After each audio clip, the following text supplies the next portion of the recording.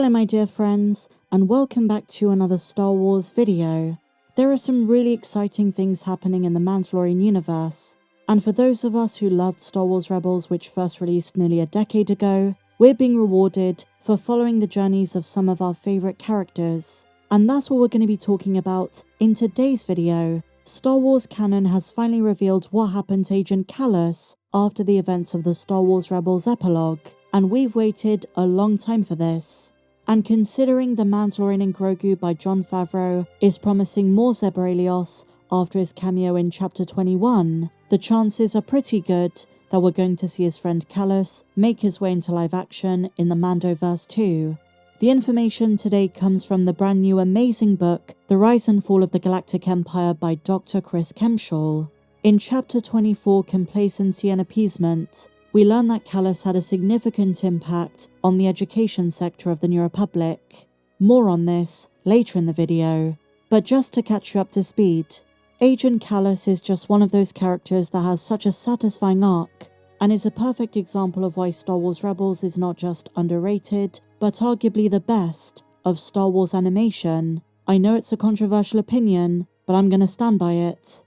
We've now had several stories in Star Wars canon that deal with former Imperials becoming good guys. We were let down with the promise of Finn. I think Migs Mayfeld is probably my favourite in this category, and you just can't deny his wit and charm.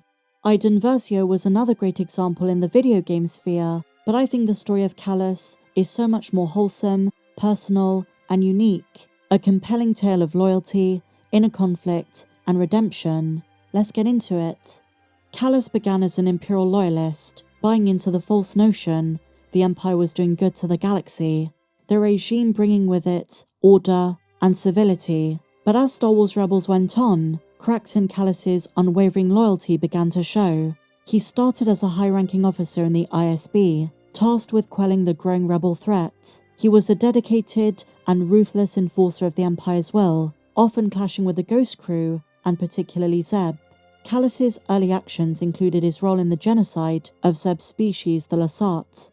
The fall of Lasan devastated Orrelios, and for years he believed he was one of the last survivors of his kind.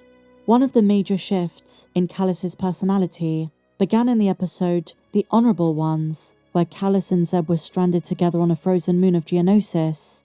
Forced to cooperate to survive, the two developed a begrudging respect for one another, and during their conversations, Kallus revealed his disillusionment with the Imperial regime and the loneliness he felt despite his position.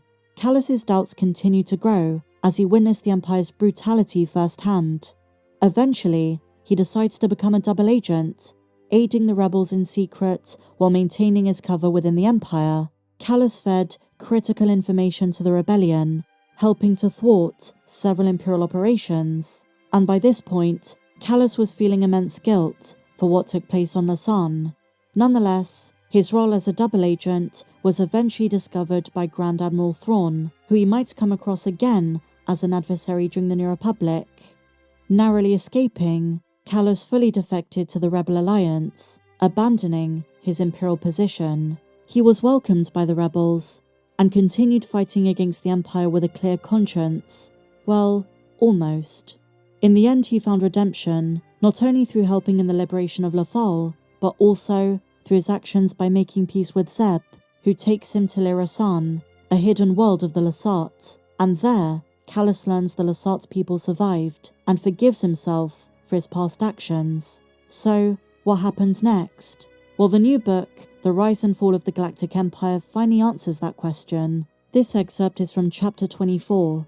Matters were not helped by the ongoing shadow of the Galactic Civil War that had manifested itself in unexpected ways. In the years after the conflict, a swathe of reflections and memoirs were published by those who participated in it or watched it from afar. While many significant figures like Mon Mothma, Leia Organa and Luke Skywalker did not participate in this movement, there were plenty of others who did, like Alexander Kallus. He produced a memoir titled Honor Lost on Lasan, Serving the Empire, Fighting for the Alliance. It's a surprisingly moving account of his own war service before his retirement to Lirasan. So he retired on the remote planet in the wild space region, but this could be changed if he decides the New Republic needs his help, especially with his good friend Zeb Orrelios still in action, and helping Carson Tavor and Din Djarin. They go on to say, this book, his narration of how he'd come to realize quite how evil the Empire was, became incorporated into the New Republic education system on some worlds,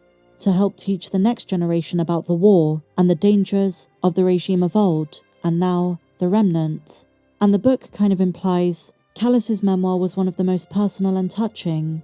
It's a little nugget, a little breadcrumb, but we'll take it. And while he himself up until this point was not really involved in the New Republic's fight, that could all change, and I'm pretty certain Dave Filoni's going to bring him out of retirement. How do you guys feel about this? You know, I've often shared my love of Star Wars Rebels on the channel, but we don't talk about the significance of Callus as a character in the Star Wars universe, one who's had something of a happy ending. He lived with the guilt of what he did to the Lasat people for so long, especially after befriending Zeb, who thought he was one of the last survivors, and was taken in by Kanan out of desperation. The Siege of Lasan was also mentioned in Alphabet Squadron, following an uprising on the species' home world. Although it wasn't Callus's idea to use weapons, Imperial soldiers under his command used T-7 ion disruptor rifles against the Lasat civilians. They hunted them down, and after defeating a member of the Lasan High Honor Guard, the guard then gave Callus his J-19 bow rifle.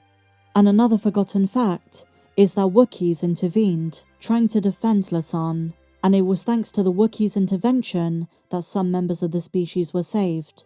It's a brutal and tragic bit of Imperial history, one which was directed by Callus. So, the fact Zeb was able to forgive him, and there was redemption, really speaks volumes about the kinds of depth and introspection Star Wars Rebels doesn't get enough credit for, because we usually focus on the Ghost Crew, but Callus is one of those characters too often forgotten, and for those who haven't seen it, you're truly missing out. The story of Callus is a powerful narrative, showing that even those who've committed terrible acts can change and make amends. It doesn't undo what they've done, but it goes a long way to prevent future wars and future species genocides. And I guess that's why Mon Mothma wanted his memoir in schools. And it makes me think of Andor Season 2, much earlier in the timeline to the New Republic. Are we going to see some characters on the Imperial side defect? The one character I'm looking at is Cyril Khan. Is he going to go further down the Imperial route? Or is there redemption for him? Same with Dedra Meero. What do you guys think? And what do you make of this new information thanks to the amazing book by Dr. Chris Kempshall? Share your thoughts in the comments down below. And if you enjoyed this video, please be sure to give me a big fat thumbs up, subscribe if you're new, check me out on socials, and may the Force be with you, always.